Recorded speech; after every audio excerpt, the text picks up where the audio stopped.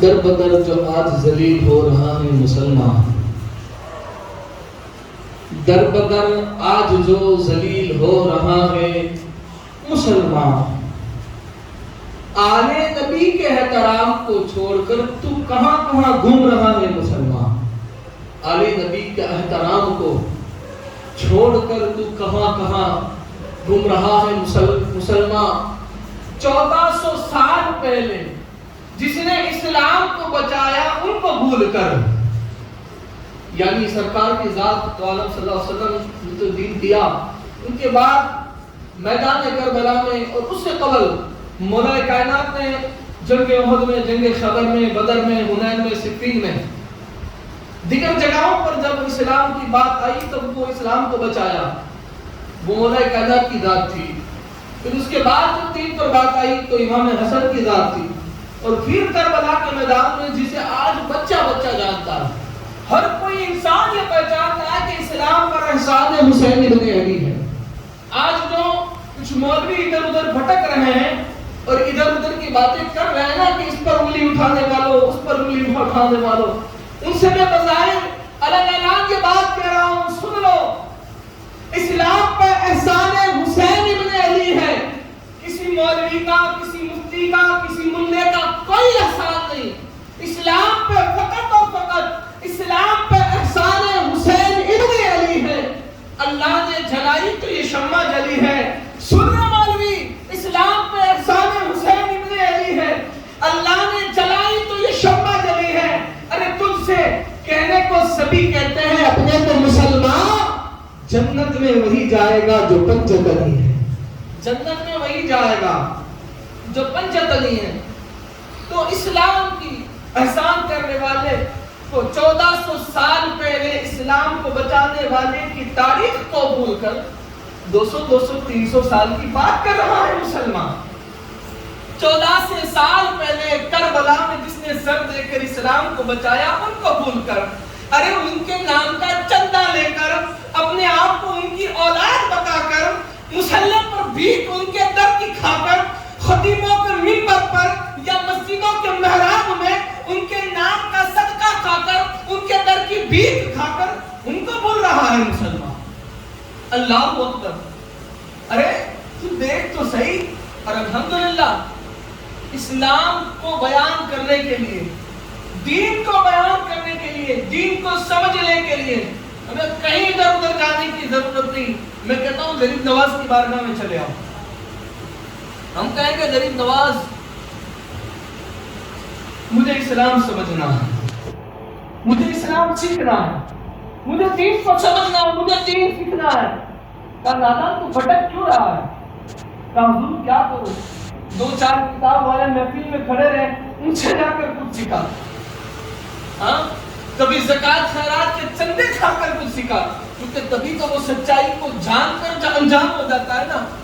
آج جیسے یہ دنیا کے اندر سرکار کا وہ قول میرے آقا کریم صلی اللہ علیہ وسلم کا کہ قرب قیامت کے قریب ایک ایسا دور آئے گا کہ لوگوں کا ایمان ایسے خارج ہو جائے گا جیسے بغل سے ہوا، سمجھتے ہو آپ؟ جیسے یہاں سے ہوا گزر جائے تو ان کو پتا چلتا ہے، اس طرح قرب قیامت، یعنی یہ دور اس قرب قیامت کے دور میں جی رہے ہیں، تو لوگوں کا ایمان ایسے ختم ہو جائے گا جیسے یہ ہوا۔ اور آج ہو رہا ہے، آج روٹی موٹی کے معاملے میں، کچھ چندے گندے کے معاملے میں، یا کوئی تعویذ واویز کے معاملے میں مسلمان اور مسلمان تو ٹھیک، میں کوئی اہل علم کی شان تو بیان نہیں کر سکتا ہوں کہ علم والا ہو کر گمراہ ہو گیا، اس لیے کہ اس دنیا میں شیطان سے زیادہ اللہ اور اس کے رسولوں کی ذات کی بات الگ ہے، لیکن پھر بندوں میں، انسانوں میں، لوگوں میں، ان کے بعد میں شیطان سے زیادہ علم والا تو کوئی ہوا نہیں۔ کتنا علم اس کے پاس تھا، اگر اس بیچارے کے پاس ہو تو کون سی بڑی بات ہے۔ کتنا علم اس کے پاس تھا کہ ایک جھولا، گجراتی میں ہچکو، ایک جھولا کھا لے، ایک ہچکو کھائے لے، اگر اس طرف جائے تو 70,000 فرشتوں کو سبق دیتے اور اس طرف جائے تو 70,000 فرشتوں کو سبق دیتے۔ لیکن پھر جب وہ انا میں اڑا تو آج وہ عزازیل فرشتوں کا سردار ابلیس ہو گیا، ابلیس ہو گیا۔ یہی آج اس دور میں کچھ چل رہا ہے. آج کبھی کبھی کچھ باتوں کو سنتے ہیں تو دل کو گہری چوٹ پہنچتی ہے کہ یار یہ کیسے گمراہ ہو گیا. پھر خیال آتا ہے کہ گمراہی کے لیے علم شرط نہیں کہ علم والا گمراہ نہیں ہوتا ہے. ارے میرے مصطفیٰ نے کہہ دیا, میں کہاں بھٹک رہا تھا کہ یہ کیسے گمراہ ہو گیا, وہ کیسے گمراہ ہو گیا. مجھے تو آقا نے 1400 سال پہلے ہم لوگوں کو بتا دیا ہر کوئی گمراہ ہو سکتا ہے سوائے اس شخص کے کہ جس کے ہاتھ میں دو چیزیں ہیں. وہ حجت الوداع جو مجھے بار بار یاد آتی ہے. اللہ کے رسول نے فرمایا, اے میرے صحابہ, اے میرے امتیوں, میں تمہارے درمیان دو بھاری بھرکم چیزیں چھوڑ کر جاتا ہوں. دو. صحابہ نے عرض کیا, رسول اللہ کون سی چیزیں؟ کہا کلام اللہ و اطاعت اہل بیتی.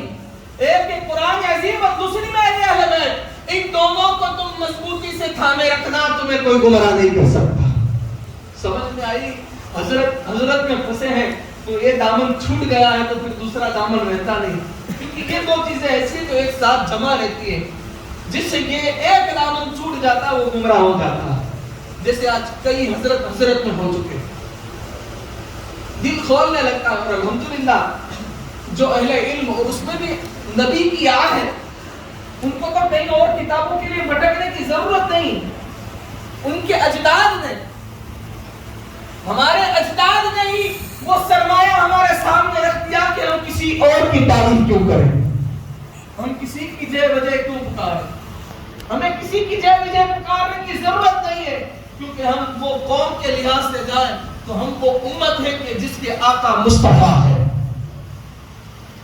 ہم اگر رہنما کے لحاظ سے جائیں, ان کے نائب کے لحاظ سے دیکھنے جائیں تو مصطفیٰ کے فرمان کے مطابق من کنت مولا فہذا علی المولا, ہم وہ لوگ ہیں جس کا نائب حضور کے بعد مولا علی ہے. اس کے بعد آئے تو ان کی نسلوں میں جن کا رہنما کبھی حسن پاک ہے تو جن کے رہنما کبھی مولا حسین ہے. اور وہی چلتے چلتے 12 اماموں سے آج تک لے لے تو ہمارے رہنما عبد القادر جیلانی ہے, عطا رسول ہندل ولی ہے. ہمیں کیوں کہیں اور دروں پر بھٹکنے کی ضرورت پڑے. خیر اللہ ہمیں یہ ساری چیزیں سمجھنے کی توفیق نصیب فرمائے. اور دین ایسی چیز ہے, دین ایسی چیز ہے کہ اس میں تمہارے آپسی اندرونی خصوصی معاملات کو داخل نہ کیا جائے, اسے الگ سے رکھا جائے اور مصطفیٰ کے دین کو الگ رکھا جائے. آپ نے دیکھا ہمارا اسلام ہمیں کیا سبق دیتا ہے. آپ مسجد میں ماشاءاللہ ابھی بھی نماز پڑھنے آئے ہو اور ہر جگہ جاتے ہو, کسی بھی مسجد میں چلے جاؤ, آپ نے اگر عہدے کے اعتبار سے لے لیں تو اگر جہاں راجہ شاہی ہے وہاں جا کر دیکھیں تو کیا راجہ کو کوئی مسجد میں الگ سے جگہ دی جاتی ہے؟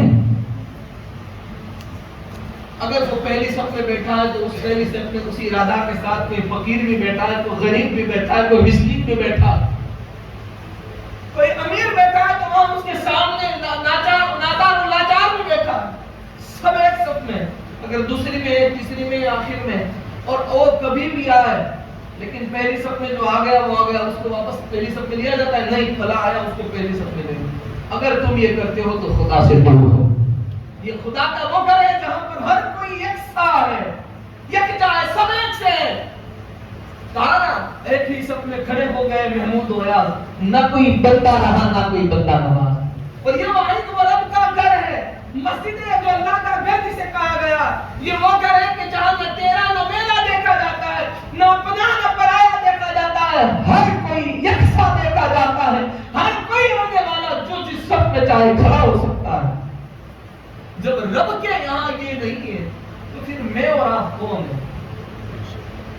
خیر کبھی کسی معاملے پر بات ہوگی تو آج میں نے خطبہ مسنونہ کے بعد جو تلاوت پڑھی ہے آیت پاک, اس پر کچھ تفصیل بس مختصر سے منٹ کے لیے بات کرتے ہوئے چلو, کیونکہ کبھی کبھی کچھ چیزوں کے سننے کے بعد ذہن اتنا گم جاتا ہے کہ کیا کریں, اور مجھ سے کبھی فطرتاً مجبور ہوتے ہیں کہ جب تک ان کو ان کے ویڈیو پر ان کا جواب نہ دے تب تک رہ نہیں پاتے, یہ عادت سے مجبور ہوتے ہیں.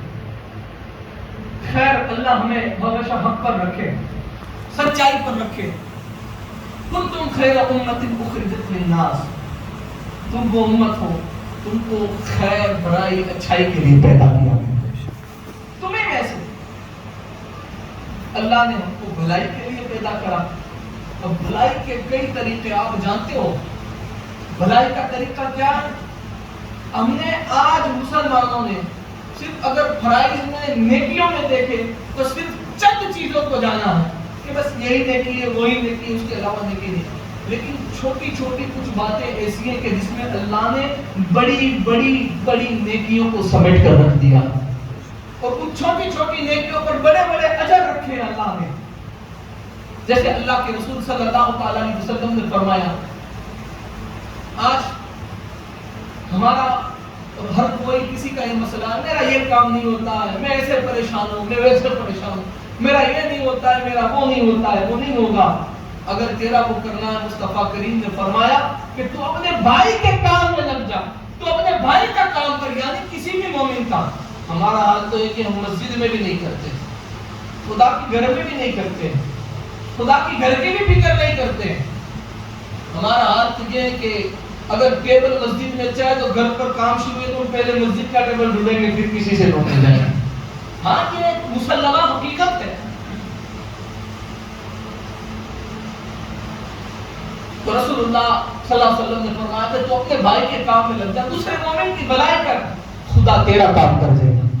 فرمایا کہ جو کسی مومن کے بھلائی کے اچھائی کے کام میں لگ جاتا ہے، پھر اس کے کام خدا خود کر دیتا ہے، خدا فرما دیتا ہے. اور تمہیں پتا ہے اللہ کے رسول کا یہ فرمان کہ جو کوئی بندہ کسی کی بھلائی کے لیے 24 گھنٹہ گھر میں رہے اور ایک پل کے لیے، سمجھا، ایک پل کے لیے وہ اپنے گھر سے اس لیے باہر نکلے کہ وہ کسی مومن کا بھلا کر دے، اپنے بھائی کا کوئی کام کر دے، یعنی کوئی ضرورت مند ہے اللہ نے دیا ہے تو اس کی ضرورت پوری کر دے، کوئی پریشان حال ہے تو اس کی پریشانی کو دور کر دے، کوئی قوم فنا ہو رہی ہے تو اسے عروج دلا دے، کوئی تباہی کی طرف جا رہا ہے تو اسے اچھائی کی طرف لا کر ترقی کی طرف لے جائے، کوئی پھنسا ہوا ہے تو اسے پھنسانے سے نکال دے.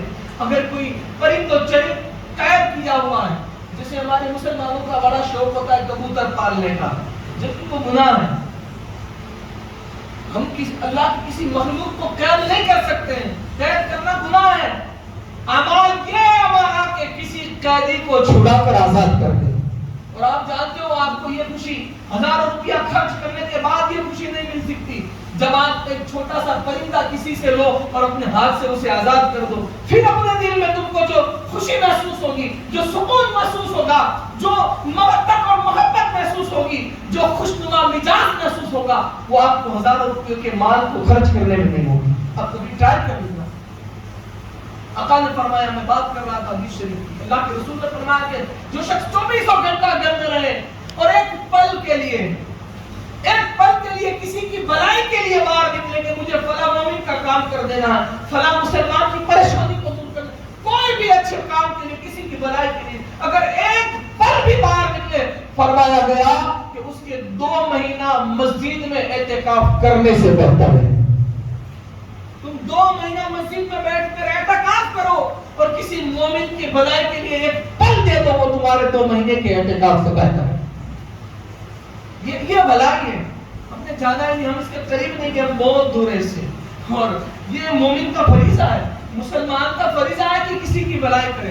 امر بالمعروف بھی تو بھلائی ہے، الامرون بالمعروف والناہون عن المنکر، کہ نیکی کا حکم دو اور برائی سے روکو. اور آج مسلمان کی حالت یہ ہے کہ میرا فلاں، ارے وہ اتنا آباد کیسے ہو گیا، اس کے پاس اتنا مال و دولت، بنگلہ گاڑی کیسے آ گیا، اس کی ٹانگ کھینچو، اس کے پاس اتنا کیسے ہوا. ارے میرے بھائی، اس کی ٹانگ کھینچنے کی بجائے تو اگر اس کا ہاتھ پکڑ لیتا تو وہ بھی آگے جاتا اور تجھے بھی لے کر جاتا. لیکن آج ہماری حالات تبدیل ہو گئی. جو کام ہمیں کرنے کا حکم دیا گیا، آج ہم اسی طرح کھلم کھلا، میں کیسے کہوں وہ مسلمان ہے کہ جو آج ہر کام میں اللہ اور اس کے رسول کی مخالفت کر رہا ہے. حضور نے فرمایا دونوں چیزوں کا دامن پکڑو، قرآن اور میری الگ ہے. اور آج ملا کسی اور کے دامن کو ہمیں تھما رہا ہے. حضور کا یہ فرمان میری الگ ہے کے بارے میں تمہیں اللہ کا خوف دلاتا ہوں. آج ہم کہیں اور جائے تو یہ بھلائی ہے. ہاں، ہمیں کسی کو پریشانی سے روکنے کا، اس کی پریشانی دور کرنے کا حکم دیا، اور ہمیں نہیں اس سے اور 2 دن لڑا، انہیں خبر پڑے. یہ ہماری سچویشن ہے. 2 دن اسے اور زائد پریشان کیا. سن مسلمان، یہ تیرے اعمال کھولے جائیں گے. تو یہ مت سمجھ تو یہاں چھپ کر اپنے گھر میں بیٹھا رہے گا، کسی کو پتا نہ چلے گا. لیکن سن، پتا اس وقت چلے گا جب سارے جمع ہوں گے. یہ چند لوگوں کے خوف سے بتانا نہیں چاہتا اپنی سیاست کے ساتھ، میں سب کے سامنے تو ظاہر کیا جائے گا حشر کے میدان میں کہ تو نے کس کا بھلا کیا تھا، کس کا برا کیا تھا. آج کوئی مسلمان کسی کام میں آگے بڑھے، ہماری یہ پوزیشن ہو گئی ہے، برا لگے تو میں معافی نہیں مانگتا ہوں، اور زیادہ برا لگانا